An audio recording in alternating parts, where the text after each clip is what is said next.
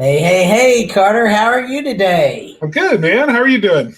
I'm doing awesome. The banging has stopped at my house, so I'm a happy camper right now. Nice. And I am excited about today's topic.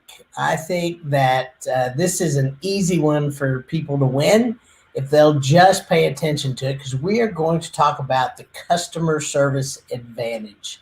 And we're going to wait a few minutes while people come in and Okay. play our lovely intro. Here we Woo. go. Thanks to Jonathan Sanders.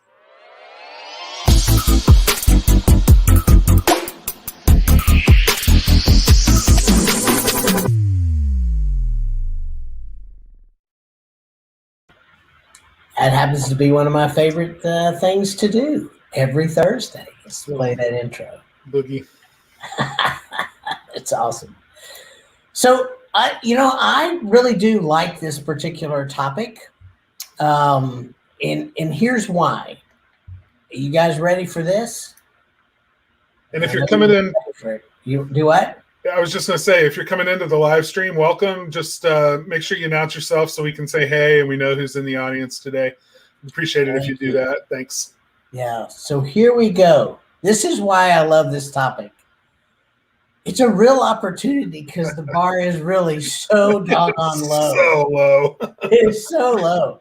I mean, here's the thing. If you ask anybody, and I mean anybody, have you ever had a really premier customer experience?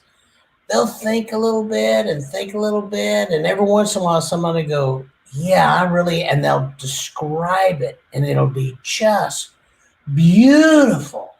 And then you'll say, well, how many of those have you had? And they're like, is it? I mean, it It's just it's worse than that. You can ask somebody, when's the last time that you hired a home services company to come do a job at your house, and they just they did the minimum possible just not to piss you off, and you were thrilled. And they're yeah. like, "Oh my gosh, yeah, I remember this one time. It was just a couple of weeks ago." And that never happens. I mean, it's like you to really blow somebody's socks off. You don't have to do all that much, really. That's so true. That is so true. And we have three of the most lovely ladies on with us right now. We've got Terry and Jillian and Linda, and they are fantastic, all three of them. Thank you guys so much thank you ladies so much for being a part of this live. You guys, all of you, I say you guys all the time. I'm trying to get better at that. It's a regional thing. I know it's just a thing. It's a Texas thing. Um, but every one of these ladies run really good companies. So that's one of the things I also love about home service businesses. I'm seeing more and more women who are owners, managers, techs. I mean, and I think we do a disservice. I know I'm coming away from the topic, but this is a disservice that we do not give the women in the industries enough credit for what they do. Absolutely. So thank all of you for being here. Y'all are here a lot, and we do appreciate you so very much. But here, you're really right. I mean, the reason that it's such an opportunity is you really only have to do just a little bit more. And set an expectation and meet it. And the expectation doesn't even have to be all that great. I'll tell you a real quick story because I just had a plumbing issue in my house.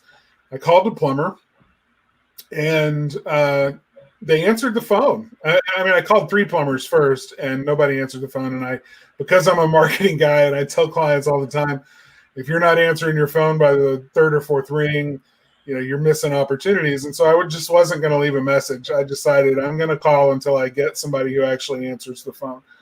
So this company answered the phone, and they're a medium-sized to a little bit larger plumbing company here in Nashville. And they answered the phone, and I was like, great. So we got it scheduled right there on that phone call. They told me when it was coming. I wish it had happened like the same day or the day after, but as it was a Monday, and they weren't going to be able to get out to me until Thursday. Okay, I can live with that. At least you're telling me when you're going to come. So will you notify me? Yes, sir. We're going to send you a text message to let you know, to confirm the appointment. You'll get that here in just a minute. but then you'll also get a notification from us when the technician is leaving the job previous to yours and is headed to your location. It's like, oh, awesome, great, okay. So I just figured, this is going to go like clockwork, or at least I had my fingers crossed. I was watching them to see. So I got the text message from them confirming my appointment. The day before, I got a reminder call. It actually wasn't a text. It was a call reminding me of the appointment. I said, great, looking forward to it, appreciate it. So then the time of the appointment was approaching, and they called me again from the office and said, Mr. Harkins, they've hit a little bit of a snag at the previous appointment. It's going to be a little bit later. Is that going to be okay? So we're already pushing 4:00 on a Thursday. And I said, yes, that is not a problem. I appreciate it. Thanks for the heads up. And I'm thinking, wow, this is great. They had to change their expectation. They called me to change the expectation and asked me if that would be okay. And I said, yes, so we're good. So then 4:00 becomes 6:00 and still haven't heard back from them. And then I get a phone call about 6:30 and they say, Mr. Harkins, we apologize that it's taken so long. It's just this job has just turned into kind of a situation, but he is wrapping up. We just want to know, is 6:30 too late to send him to your house? I was like, no, that's fine. Where is he? And they told me what part of town he was in. I said, okay, it'll probably take him 45 minutes to get here. So not a problem. He said probably ought to build a little more time in, besides that, because he's still kind of wrapping it up. But he should be there, and he will call you when he's on his way. I was like, okay, so I'm waiting for the phone call from the technician to tell me he's on the way. 8:00, still no call. 8:30, still no call. 9:00, 10:00. By 11:00, I was pretty sure I wasn't going to get a call from a plumber who was on his way to my house. But they just ghosted me. It was, I know it was the end of their day in the office and everything else. And, but they told me I was going to get a call and that the guy was on the way, and then no guy. So it just, that was a frustration. They set it up, right? They gave me the expectation. Had they said, it's just not turned out that we're going to be able to get to you today because you're one of the last appointments of our day. Is there any way we can schedule you for tomorrow? We'll give you priority on the schedule. You tell us, whatever. And I would have been fine with that. Stuff happens. I get it. But this was when you set the expectation and then you don't meet the very expectation that you set. It was a bit of it left me going, do I go to bed? Are they going to, maybe, if they're running 24-hour service, and I know this company does, maybe they're going to send one of their other guys later. And, I just didn't know what to expect. And that is probably the worst situation for your customer to be in, is to be in a situation where you're not communicating with them what to expect, because now they've got to make it up in their head. They got to figure out what's going on and what's going to happen next. Not a position you want to put your customer in ever.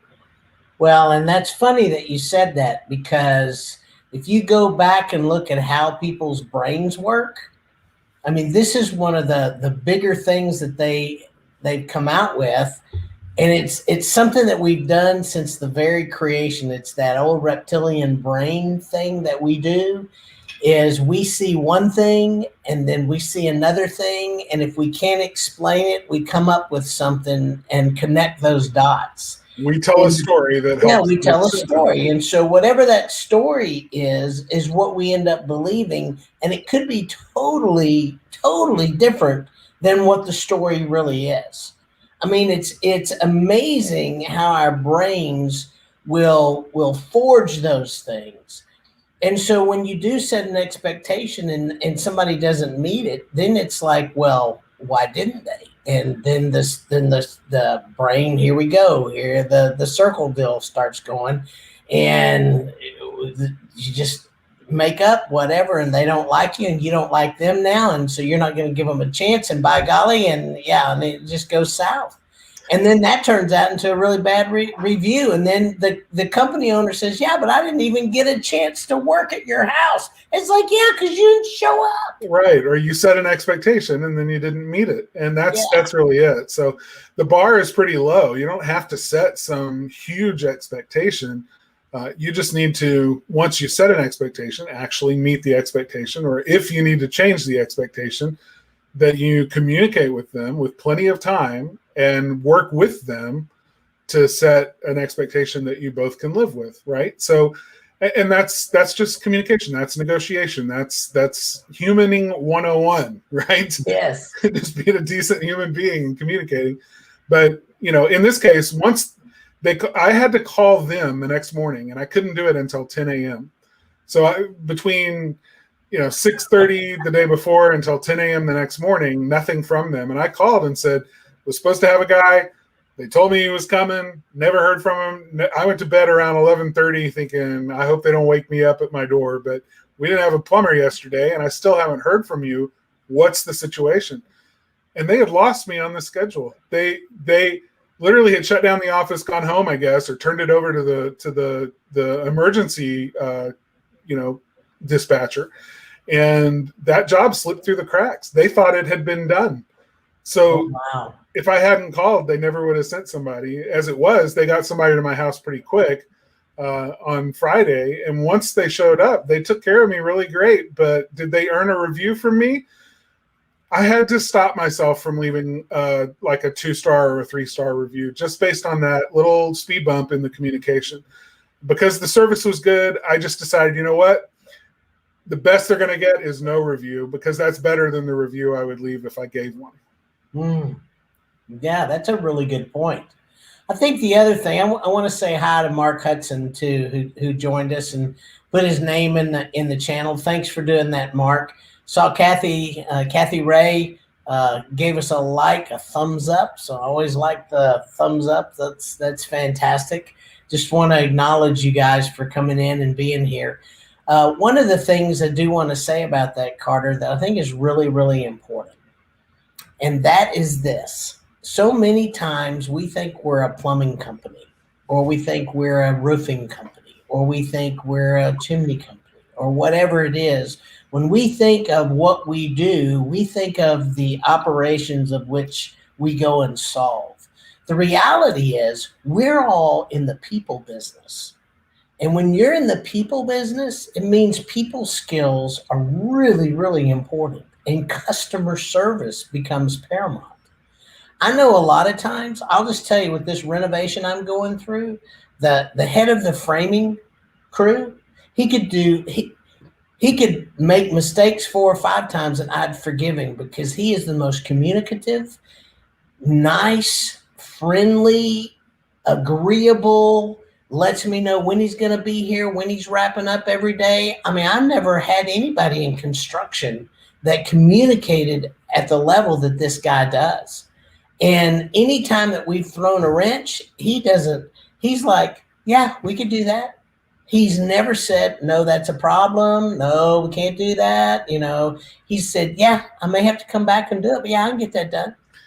I mean, it's amazing. I mean, communication is great. Yeah, that's it. Communication is lubrication. It's when you've got gears that aren't meshing well and squeaky machinery, a little communication just in the right spot, gets things moving quickly and it smooths things out. It makes things run better. Yeah. And the reality is customer service, I'm telling you, is a serious marketing tool. I read about this constantly, and it's not just about reviews. It's about referrals. I was on a webinar just recently listening to a guy, and one of the questions was this. In the old days, we used to ask for referrals. Why don't we do that today? And the guy that was on there said, well, most of the time you're not going to get a referral because people don't think you're worth a referral. You've got to give service worth a referral. And I was like, wow, that is so interesting. We don't think that we have to earn the referral. Well, how do you earn referrals? You do it with customer service. You do it with great communication. You do it with solving the problem. So it's marketing meeting operations, really, is what it is. You're setting an expectation on your marketing side, your operations are meeting that expectation, and then marketing takes over in the back end and communicates again to make sure that that expectation was in fact met or solved. So it's really amazing when you look at it as an entire customer service journey, just in those three things: set an expectation, meet the expectation, double check that the expectation was met, and voila, you've got pretty doggone good customer service. And I would say 98% better than anybody else in the area that you're in. When your customer service, when you're consistently meeting the expectations you've set, when your customer perceives that they have been served well, right? It has nothing to do with whether you perceive you've served them well. I don't know how many times we've the misunderstanding between what the customer's biggest need was and what we thought the biggest need was. You show up to do the job, you look at the problem, and you solve it. You think you've really, done the customer right, but they feel like you did the bare minimum, because the biggest problem for them was the scheduling issue that you created when you didn't follow through with what you needed, right? That was a bigger issue to them, and it created more hassles for them and more problems for them to solve than the problem that they called you there to solve in the first place. So it's the customer's experience that matters here, and they'll tell you when they feel like you've got good customer service.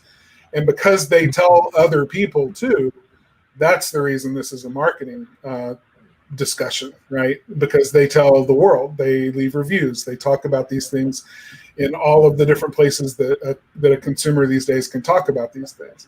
So good customer service nips in the bud some of those problems and creates a super good foundation. What it does is it takes the cost to acquire a new customer and chops it in half, and then chops it in half again, and then chops it in half again, to where getting new customers is easy for you because your customer service is just running at such a high proficiency that it brings you new work all the time. Yeah, I think the other thing that we sometimes forget is that we are all, and I'm guilty of this too, because we run companies, and we've got to make sure that we've got money coming in, leads coming in, all the stuff coming in, so our companies will run, because we have paychecks to get out and people that we care about to feed their families. And I mean, it's this whole ecosystem that we're dealing with as owners. But it's that old, I can't remember the guy's name. I wish Jerry was on here for a change, because he would tell me who it is, and you probably know who it is too. But it's if you concentrate on making sure that your customer gets what they want, then you naturally get what you want. That's kind of a paraphrase of what Zig Ziglar. Yeah. So it really is about our customer, which really brings me to the next point, is when we put our customers first, when we make sure that their needs are met, their needs or wants, that they're at the forefront, then it really does, it comes back on us. And it may not be every time. I mean, guys, there are times I have bent over backwards and feel like I cannot bend anymore, and still don't, for whatever reason, can't seem to please somebody, and that does happen.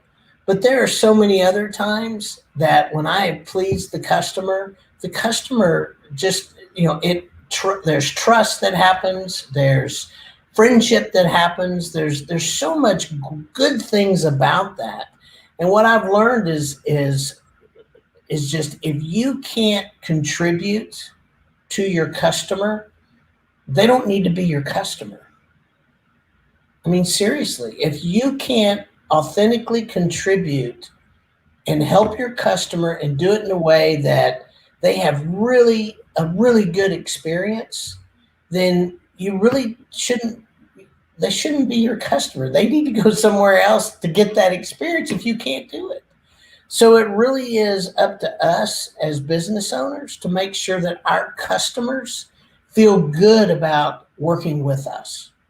And I think that's something we often miss because we're trying so hard to fill in all the other stuff as business owners. And so it's hard. I mean, it is a balancing act.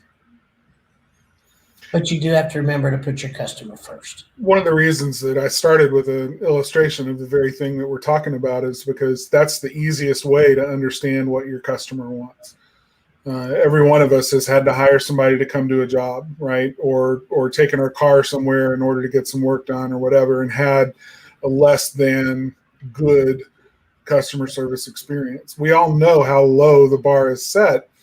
But the best way to see it as a business owner, because we get so in the weeds or so deep in our own businesses that we can't see the forest for the trees, the easiest way to understand what the customer first priority really is to step out of your own business and to think about the experiences that you've had with other service businesses, in the past 10 years or whatever, that didn't make you happy, or that where you saw that they dropped the ball. It's easier to see it in someone else's business than it is in your own business, is what I'm trying to say. So every time I have a service interaction in whatever area it is, it doesn't matter if it's a home services or contractor experience or a restaurant experience or a gas station experience or whatever, I'm thinking about it from the lens of customer service and marketing and how those things interact, and making notes and taking, learning lessons wherever I can, because it's much cheaper to learn the lesson from other people and see it quicker in their businesses than it is for problems to fester for years in my own business without me being aware of it. So that's just a tip is go through life thinking about the fact that you're a service business, that is the primary thing that you do. And think about the way that you give that service to your customers, and think about it through the lens of how you perceive service from others when you have the opportunity to be served by somebody. I think the other thing you can do is go through your reviews. And in order to do this, you kind of have to pull back the judgment piece and read your reviews as if it's the first time and you're reading it about another company. If you can read your reviews objectively and go through the hard ones and pick those things out and say, where can I improve here? What did I do there? And I'm not saying that they're right all the time. I don't think they are. I've done this long enough and talked to enough people. Sometimes the people that write reviews are spiteful and they're trolls and they just can't seem to help themselves. But at the same time, if you dig into that, you can find some really, really good information in there for improvement. A lot of it is if we could just get in the mind of our customer so we knew every time we served a customer what they wanted, it would be great. I just had a situation recently dealing with a potential client that I just got totally off track of what he was trying to tell me. I just could not figure out what he was saying. It was a communication issue. And probably end up not getting that customer because of the communication issue. But for whatever reason, we just didn't seem like we could get on the same train, if you will. And, it's the same thing as I know that we're not going to be the perfect company for everybody, and you may not be the perfect company for everybody. But if you can try as much as you can to get in the mind of the customer when you can, and it's tough to read people's minds. Absolutely. In fact, I would say it's impossible. I've been married for almost 20 years and I still can't read my wife's mind. I don't know if any of you guys are any better than that, but I just can't do it. Been friends with you for how long and have no idea how to read yours either. So sure, but there are times where, after serving so many clients over, so many years in business, you begin to understand what the common questions are. You begin to understand and anticipate this comes up frequently. And if I answered this question before it became a sticking point or something that created anxiety for the customer, if I just went ahead and communicated something to them before it ever even showed up as a question, there's a good chance that's going to win me some points. And that's a when we talk about reading their minds, it's not knowing exactly what this particular customer in front of us is going to say or think or do. It's about this customer represents thousands of customers that I've served over the years. And I know that when I'm talking to a customer like this, usually this comes up. So I'm just going to go ahead and address it early, preemptively. And that's that's what I mean by when I say reading your customer's mind. Well, and I think the way you address that, the easiest way is through automation. If there's a way that you can automate certain things, if there's a way that you can put things on your website that answers questions. I mean, on Google My Business, you can answer a lot of people's questions right there when they're on, the knowledge panel there. So there's a lot of places now that you can actually do some of that and put those things out in front of those customers so that they are getting those answers before they ever pick up the phone and call you. I think that's a brilliant way to do that. And not everybody has embraced those kind of things, but I think it's really a very important thing to think about in your business, that when you can automate something, and the thing about the automation today that I really like is you can automate, but you can also interrupt and always insert yourself at any point in time if need be. And I really like that about some of the tools and some of the things in automation, which kind of brings me into what I'm going to talk about next. And that is, next week, we are going to really get into automation and the way to automate yourself to success. I mean, the thing about automation that's great is it saves you time, but it also really helps with customer service. And it does it in a way that is natural and authentic to your business. And we're going to get into that and really talk about that next week. So I just think that's a kind of an expansion on what we talked about today, because whatever you can do to save you time as a business owner and also put that customer service as paramount in front of your customer, I think it's brilliant. That's my opinion. Yeah. I'll just say. And if anybody wants to have a site looked at, I'm doing site reviews still. You can get a hold of me at taylor@sparkmarketer.com. Be happy to look at websites and just go through it and see what's going on. If you just want to call or text or email Carter, you can get him at carter@sparkmarketer.com.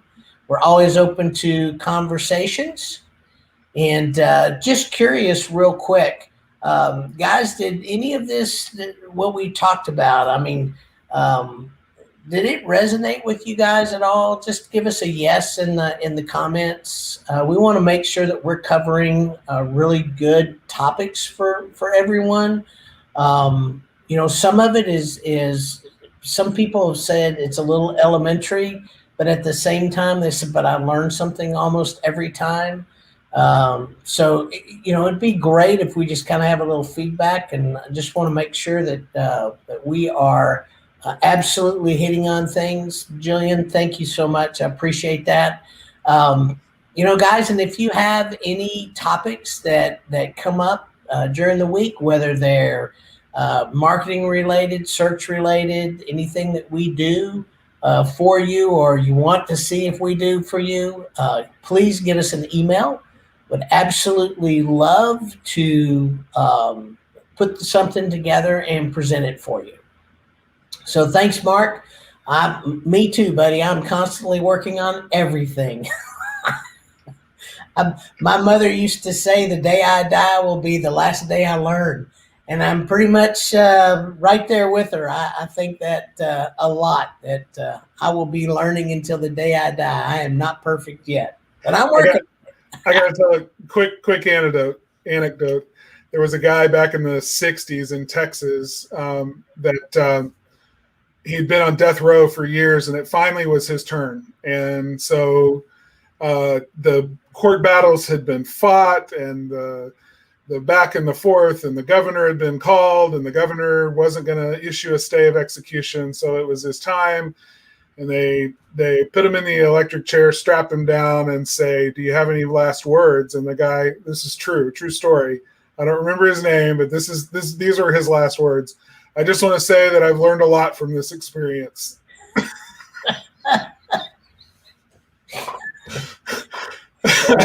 I'm sorry. It struck me as, hey, that's the way it is. If you can't learn, then why bother? I mean, it's just one of those things. And Terry, I'm so glad that you get a nugget or two from these lives. That's awesome. Even if some of our anecdotes are a little lame, we enjoy them. We do. And I got to tell you, we enjoy doing these every week. Thank you guys so much again for just being so faithful and attending these with your comments. And so it really is a great break, I would say, in my week. So with that, I'm going to bid you adieu, and we'll talk next week about automation. looking forward to that. Thanks, everyone. See you then.